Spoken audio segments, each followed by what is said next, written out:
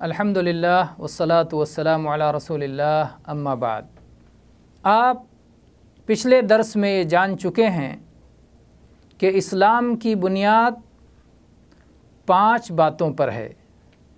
پہلی چیز ہے شہادتین کا اقرار، اور دوسری چیز ہے صلاۃ قائم کرنا۔ صلاۃ قائم کرنے کے لیے ضروری ہے کہ آدمی پاک ہو، طاہر ہو، اور وہ طہارت وضو اور غسل کے ذریعے ہوگی۔ تو غسل کے بارے میں انشاءاللہ آگے گفتگو آئے گی۔ آج ہم وضو سے متعلق بات کریں گے کہ وضو کیسے کیا جائے گا، وضو کیا چیز ہے، اور وضو کا کیا ثواب ہے، وضو کی کیا فضیلت ہے۔ وضو کے فضائل میں بہت ساری احادیث نبی کریم صلی اللہ علیہ وسلم سے مروی ہیں۔ ہم ایک حدیث آپ کے سامنے ذکر کرتے ہیں جو صحیح مسلم میں مروی ہے۔ وضو کی فضیلت میں نبی کریم صلی اللہ علیہ وسلم نے ارشاد فرمایا، جس شخص نے وضو کیا اور اچھی طرح وضو کیا، اس کے گناہ اس کے جسم سے نکل جاتے ہیں، یہاں تک کہ اس کے ناخنوں کے نیچے تک سے نکل جاتے ہیں۔ تو وضو یہ گناہوں کی پاکی کا ذریعہ ہے۔ اور اسی طرح سے دیگر احادیث میں یہ بات بھی آئی ہے کہ وضو کے اعضاء قیامت کے دن روشن ہوں گے، چمکتے رہیں گے، اور ایسے ہی اعضائے وضو پر جنت کا زیور پہنایا جائے گا۔ وضو کرنے سے گناہ جھڑ جاتے ہیں۔ آپ غور کریں اور ابھی دیکھیں گے کہ وضو میں جن اعضاء کو دھلا جاتا ہے، عام طور پر انہی اعضاء سے گناہ ہوتے ہیں۔ چہرہ دھلا جاتا ہے، جس میں آنکھیں ہیں، جس میں زبان ہے،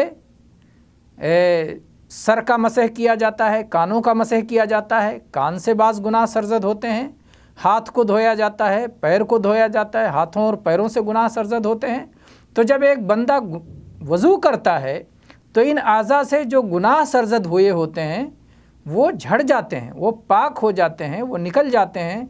تو اللہ تبارک و تعالیٰ اس وضو کے ذریعے سے اعضاء کی ظاہری صفائی بھی فرما دیتا ہے، اور گناہوں کو معاف کر کے باطنی صفائی بھی فرما دیتا ہے۔ تو یہ رہا وضو کا ثواب اور وضو کی فضیلت۔ اب آئیے دیکھتے ہیں کہ وضو کا طریقہ کیا ہے۔ وضو ایک عبادت ہے، اور ہر عبادت کے لیے نیت کرنا ضروری ہے۔ اس لیے بندہ وضو کرنے سے پہلے بھی نیت کرے گا، یعنی دل میں ارادہ کرے گا کہ میں وضو کرنے جا رہا ہوں۔ نیت دل کے ارادے کا نام ہے، زبان سے کہنے کا نام نیت نہیں ہے۔ تو دل میں یہ ارادہ ہوگا۔ اگر کسی شخص نے یوں ہی ہاتھ پیر دھو لیے اور وضو کی نیت اس سے نہیں تھی، بھلے ہی اس نے وضو کے انداز میں دھویا ہو، تو وہ قابل قبول نہیں ہوگا۔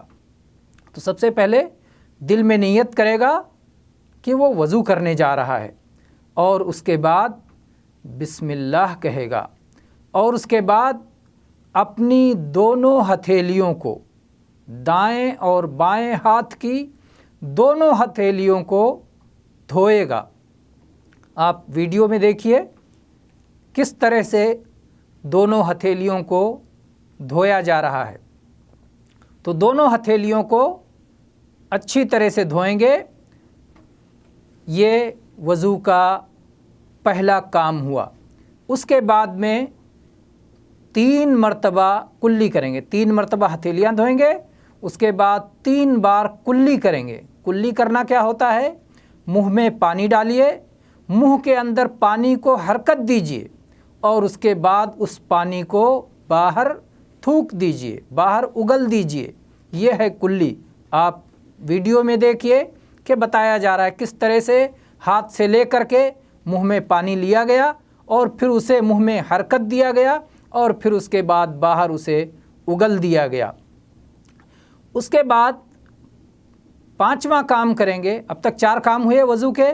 पहला काम नियत, दूसरा काम बिस्मिल्लाह, तीसरा काम दोनों हथेलियों का धोया जाना और चौथा काम कुल्ली करना। पांचवा काम है 3 मरतबा नाक में पानी खींचना और फिर नाक से पानी बाहर निकालना।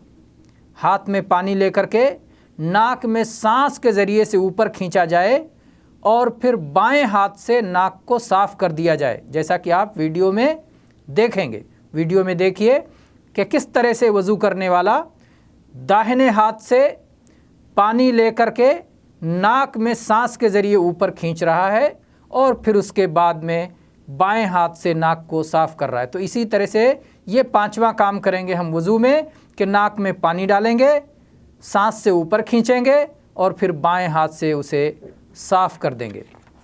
वज़ू में छठा काम ये है कि अपना चेहरा 3 मरतबा धोएंगे। चेहरा किसे कहते हैं? सर के बाल उगने की जगह से ठोड़ी के निचले हिस्से तक और एक कान से दूसरे कान तक इसे चेहरा कहा जाता है। इसको अच्छी तरह से 3 बार धोएंगे।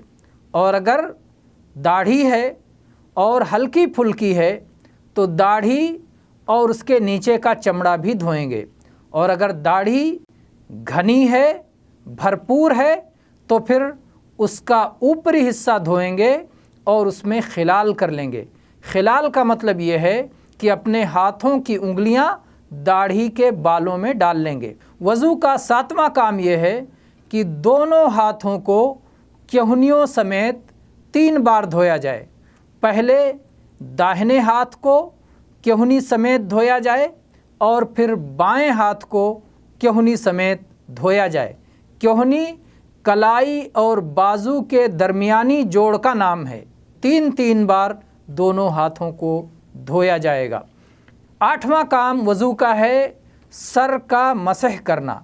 सर का मसह एक ही बार करना है, जो सर के अगले हिस्से से शुरू करेंगे और आखिरी हिस्से तक ले जाएंगे और फिर वापस अगले हिस्से तक मसह करेंगे।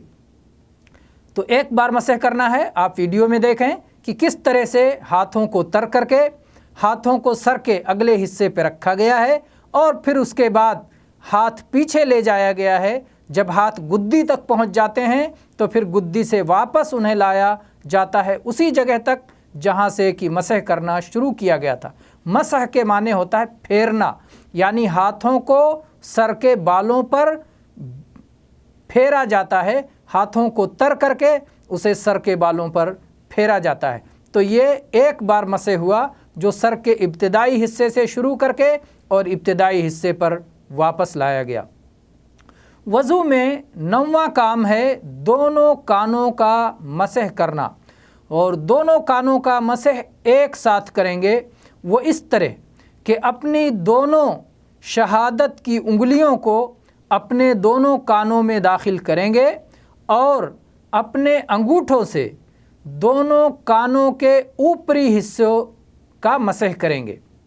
शहादत की दोनों उंगलियों को दोनों कानों की सुराख में डालेंगे और उसके बाद कान के अंदरूनी हिस्से का शहादत की उंगली के ज़रिए मसह करेंगे और बैरूनी हिस्से का अंगूठे के ज़रिए मसह करेंगे।